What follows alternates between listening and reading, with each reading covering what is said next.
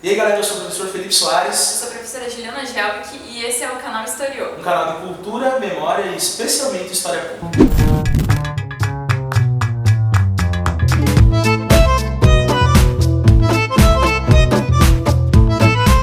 Muita gente acha que museu é um lugar de quinquilharias aglomeradas num só lugar.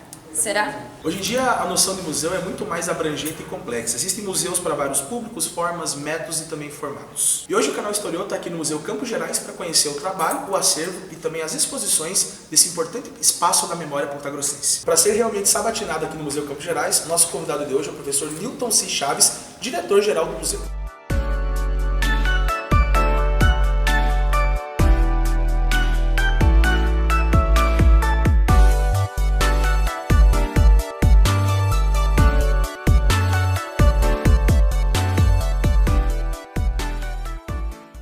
Bom, queria primeiramente agradecer ao professor Newton C., que é diretor do Museu Campos Gerais, né? O novo diretor do Museu Campos Gerais. E professor, eu queria saber de você primeiramente como é ser diretor do museu, importante na cidade, em tempos que museus pegam fogo no Brasil, né? Qual que é esse trabalho? Como é que é? Para mim é uma honra poder dirigir um museu. É um museu que ele pertence à universidade, mas ele é mais velho que a universidade, porque ele nasceu antes da UEPG. Né? Ele nasce em 1948. Com um museu que depois, em 83, passa a se chamar Museu Campos Gerais, mas na verdade ele já existia como museu, como unidade de acervos desde 1948. Ele tem uma importância grande do ponto de vista regional e nós estamos, desde que assumimos, porque eu trato sempre como um trabalho de equipe, né? Eu tenho comigo, trouxe para cá na minha gestão o professor Rafael Schoenher, do curso de jornalismo, a professora Patrícia Câmara, do curso de artes da universidade. Os dois são meus diretores aqui, ela de ação educativa e ele de acervos. A gente trabalha muito em equipe. E o que nos tem dado condição de produzir nesses últimos meses, quando nós assumimos aqui, é uma criatividade grande. A gente investiu muito em buscar parceiros, em buscar recursos. Recebemos fundamentalmente um apoio da gestão do professor Miguel Sanches Neto, da professora Clóris Gerden, da ProEx, que é a nossa... Nós estamos vinculados à Pró-Reitoria de Extensão.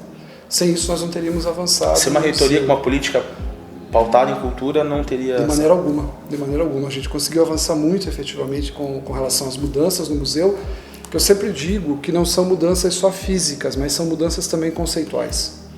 A gente quer romper com uma ideia de um museu como sendo um espaço para depósito de coisas velhas, amorfas, que aconteceram no passado e que não tem vínculo com a nossa vida presente. Então, o nosso objetivo aí, ao longo desses 4 anos que nós temos como gestão, eu, Rafael, Patrícia, é de fazer com que as pessoas entendam o museu como um espaço dinâmico, como um espaço de produção de cultura permanente, no sentido amplo, Felipe. O museu não é só para exposição, o museu é também para produção de conhecimento, para produção de ciência, é para dialogar com literatura, com teatro, com cinema, com outras formas de expressão cultural.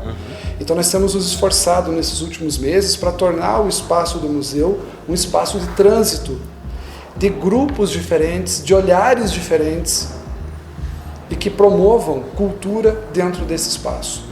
Então, resumindo a tua pergunta, eu me sinto honrado, orgulhoso no melhor sentido do termo, de ter tido a oportunidade. Eu estou praticamente encerrando minha trajetória na universidade, vou encerrar ela como diretor do museu.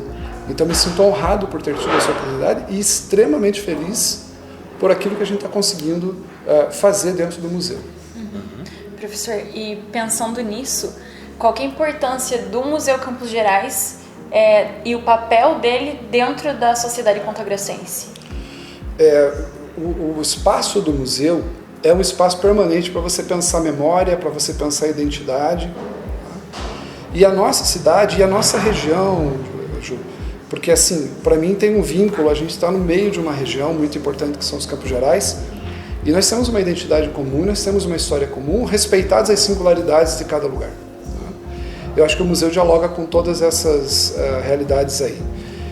E vejo como esse espaço é importante, de recuperação da memória, de recuperação da história, de trabalhar uma identidade, de nós nos orgulharmos do que somos, apesar de várias coisas que nós podemos questionar, né? Mas de nós nos orgulharmos da nossa história, uma história muito rica. E uma coisa assim, contava agora há pouco para vocês e vivenciei isso aqui no museu. Nós temos hoje a exposição do Orlando Azevedo, que é um fotógrafo internacionalmente conhecido, que já fez exposições no mundo todo. E ele tem ali uma exposição de 44 fotos mostrando o Paraná. E já nos deparamos com pessoas dizendo assim, mas poxa, mas não tem ninguém famoso. Poxa, achei que ia ter alguém famoso na exposição. A nossa proposta é exatamente essa, de trabalhar com anônimo, de trabalhar com desconhecido, que faz parte desse processo histórico, que faz parte da constituição dessa identidade. Então acho que a importância do museu é justamente fazer com que as pessoas se percebam como integrantes de uma história, como integrantes de um processo. Né? A gente não vai se propor a pensar um museu, Felipe, de ode às efemérides, aos grandes feitos, aos grandes heróis. Pelo contrário, a gente quer trabalhar as diversidades culturais, religiosas, sociais, humanas. E a importância do museu me parece que está justamente aí. Mostrar para as pessoas que o Paraná não é hegemônico, que o Paraná é mestiço, que o Paraná é diverso, que tem uma cultura plural. Acho que essa é a grande contribuição que a gente pode dar dentro do museu. Tem um Samba da Mangueira esse ano, vencedor do Carnaval, né? Contar uma história que não está no retrato, talvez. Exato. Aproveitando um pouco disso, professor, o museu tem suas exposições que são temporárias, né? Algumas temporárias, algumas que são do próprio acervo do museu. Eu queria que você contasse um pouquinho assim para os pesquisadores, historiadores, pessoal que está na universidade, né, no campo das humanas, ou qualquer campo do conhecimento, quais são os acervos que o museu dispõe para pesquisa e como é que funciona isso? Se está só vir no museu, tem que agendar alguma coisa, como é que é esse acesso dos pesquisadores aos acervos do museu? Bacana. Então assim, acho que a primeira coisa é a gente lembrar que nós estamos no museu universitário. E o museu universitário ele tem sempre duas missões. Uma que é a mais conhecida, a mais popular, que é a realização de exposições e de eventos para o público mais amplo. E a gente cumpre isso a partir das nossas exposições. E outra missão do museu universitário é contribuir na produção do conhecimento, na produção da ciência.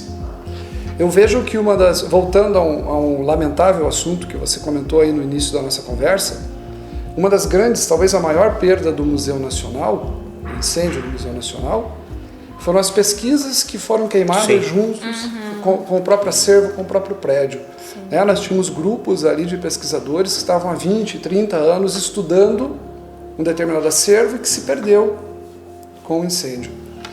Então, nós aqui no Museu Campos Gerais, nós também temos um cuidado muito grande com o nosso acervo documental. Então, nós temos um bom acervo documental, constituído por documentos da própria instituição. Por exemplo, quem quiser saber, quem quiser estudar o FENATA, nós temos um acervo gigantesco, desde o primeiro FENATA. Fotos, textos que foram proibidos, cartazes, muita coisa. Né? Então, e depois outras informações ao IPG, todas as fotos oficiais ao IPG, desde a foto 01 de 1971, que é o vestibular de 71, está conosco, o negativo aqui. Nós hoje já digitalizamos mais de 30 mil negativos só de fotos oficiais da UEPG, nesses 8 meses que nós estamos aqui. Temos acervos fotográficos, temos jornais, temos acervos judiciários, algumas coisas, temos acervos que foram doados pela comunidade, acervos sobre o integralismo, acervos sobre o anarquismo. Temos recebido nos últimos tempos, desde que assumimos aqui, várias doações. Então nós temos um acervo muito completo. O ex-deputado e ex-prefeito Péricles de Mello doou toda a sua trajetória, todos os documentos desde o início da sua trajetória política. Então são mais de 30 anos de trajetória política. Ele doou todo esse acervo composto por fitas VHS, por CDs, por fotografias, por projetos de lei, por estudos que ele fez sobre Paraná e Ponta Grossa. Então tem um volume grande de documentação que nós recebemos também aqui. Estamos criando um núcleo de história política dentro dos acervos do museu. O que nós tentamos fazer desde que assumimos aqui? Nós assumimos em setembro do ano passado, fechamos o museu em novembro para uma reestruturação física e reabrimos em abril desse ano. Nessa reestruturação, nós melhoramos o espaço físico dos pesquisadores, porque nós percebemos que muitos pesquisadores vinham aqui e tinham que compartilhar o espaço com os nossos funcionários que estavam em trânsito, que estavam trabalhando, que estavam conversando. Então a gente criou uma sala específica para os pesquisadores, uma coisa muito simples, mas que não existia no museu, Wi-Fi. gratuito, que você pode chegar aqui. Coisa básica. Básica. Você com o celular, você está fotografando o teu documento e está jogando para a nuvem para você trabalhar em casa. Né? Então hoje nós temos essa estrutura que é muito simples, mas muito funcional. E nós atendemos a alunos da graduação, de pós-graduação, mestrado, doutorado, assim por diante.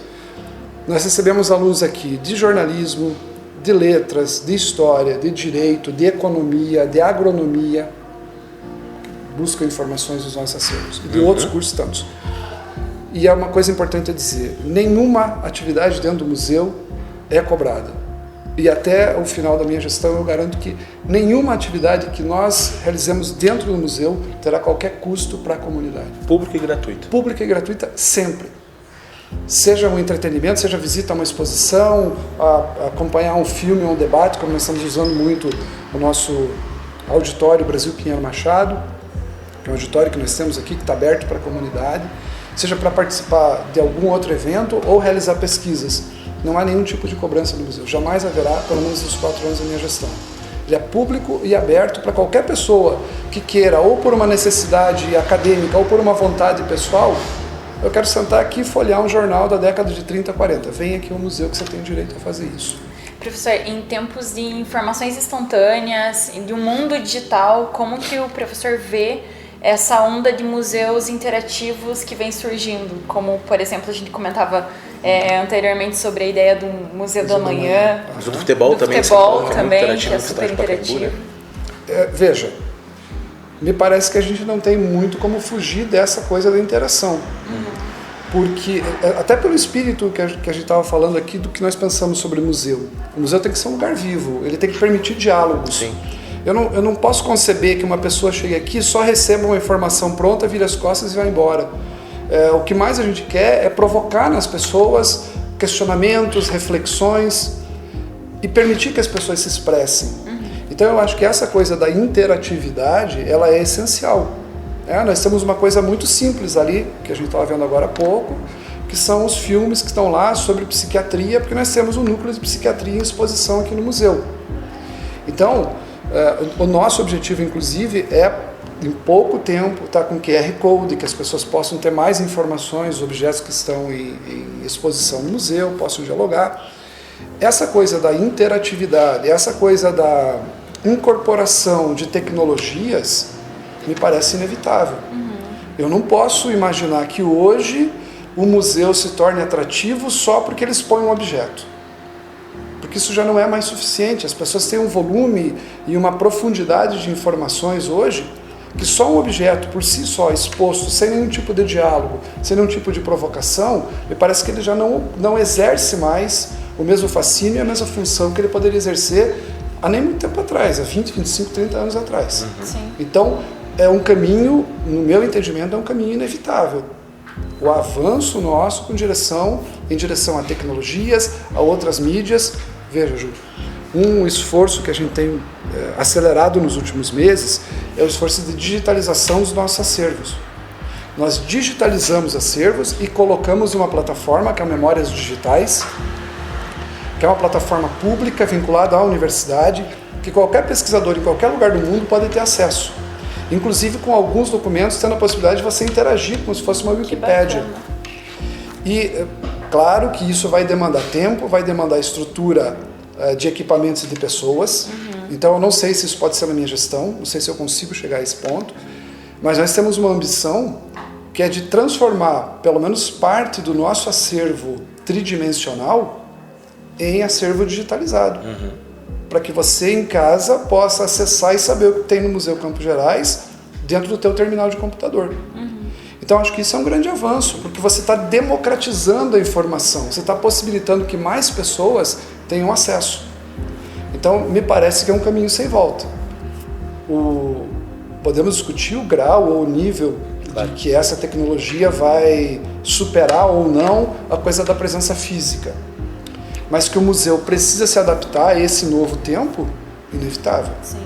Inevitável. Professor, para fechar, até diante dessa conexão do museu com a sociedade, professores da escola particular, pública, municipal, estadual, o museu está aberto É só agendar com a coordenação do museu uma visita guiada? Como é que funciona essa para trazer alunos e crianças para o museu, para despertar também esse sentimento, né, de identidade e de gosto mesmo pelo conhecimento? Essa é uma das coisas que nos agrada muito fazer. Nós temos uma equipe de monitores que atuam de terça a sexta, aos sábados não, porque aí sábado é mais serviço interno, porque a gente tem uma série de atividades internas que daí ficaria difícil.